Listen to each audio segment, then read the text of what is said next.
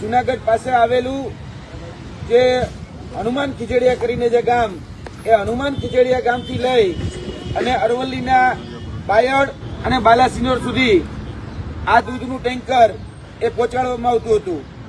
આજે જે એમની ચર્ચા કરી રહ્યા છીએ એ ફક્ત એક દૂધના ટેન્કરની ચર્ચા કરી રહ્યા છીએ. એટલે એવું ન માનતા કે છીંડે ચેડ્યો એ ચોર. આ તો એક અમારી સામે આવ્યું છે, જેના આધાર પુરાવા સાથે અમે તમારી સમક્ષ મૂકી શકીએ છીએ. પરંતુ ગુજરાતમાં આવા સેંકડો એ દૂધના ટેન્કરો જે છે એ અત્યારે ક્યાંક ને ક્યાંક મોતનો કારોબાર અને માફિયાઓ અને તંત્રોની મિલીભગતથી ચાલી રહ્યો છે. દૂધને આપણે પુરાણોમાં ખૂબ પવિત્ર ગણવામાં આવ્યું છે.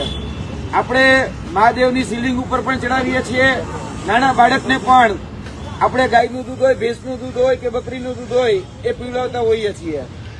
પરંતુ અત્યારે જે દૂધના નામે જે ઝેર પીવડાવવામાં આવી રહ્યું છે એ ઝેર ખૂબ ગંભીર છે. કારણ કે જ્યારે હનુમાન ખીજડીયાથી લઈ અને અમે આ દૂધની જ્યારે રેકી કરતા હતા ત્યારે હનુમાન ખીજડીયાથી લઈ આટકોટ, જસદણ, વિછિયા, ખેડા, કટલાલ, કપડવંજ થઈ અને આ દૂધ બાયડની જે માધવ શીત કેન્દ્ર અંતર્ગત જે આવતી અલગ અલગ જે સહકારી ડેરીઓ હતી એ 4 સહકારી ડેરીઓમાં આ દૂધ એ ખાલી કરવામાં આવતું હતું. અમે આ દૂધની જ્યારે રેકી કરી રહ્યા હતા એ રેકી બાદ જ્યારે હનુમાન ખીજડીયાથી આ દૂધ ભરાય અને સવારે 11 વાગે નીકળ્યું ત્યારે વડિયા પાસે અમારી ઉપર સૌપ્રથમ પહેલો હુમલો કરવામાં આવ્યો. અને એ જીવલેણ હુમલો જ્યારે અમારી ઉપર કરવામાં આવ્યો ત્યારબાદ બીજી જગ્યા એટલે કે અમરનગરનું ગામ, ત્યાં પણ એક બાઇક એટલે કે સ્પ્લેન્ડર જેવું બાઇક અમારા ગાડીની આગળ નાખી દેવામાં આવ્યું અને અમારી ઉપર મોટા પથ્થર એટલે કે બેલા વડે હુમલો કરવામાં આવ્યો.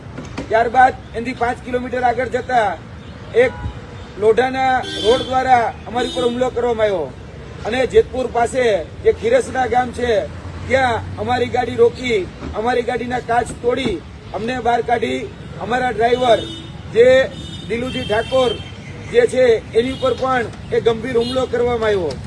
અને અત્યાર સુધી જોવા જઈએ તો એ હુમલામાં હજી સુધી ફરિયાદ જે છે જે ખાસ કરીને જાનથી મારી નાખવાની જે ફરિયાદ હોય 307 નંબરની કલમ જે દાખલ થવી જોઈએ જૂના આઈપીસી પ્રમાણે, તો હજી સુધી એ દાખલ કરવામાં નથી આવી. એટલે તંત્ર જે છે એ દૂધને તો છાવરે જ છે, પરંતુ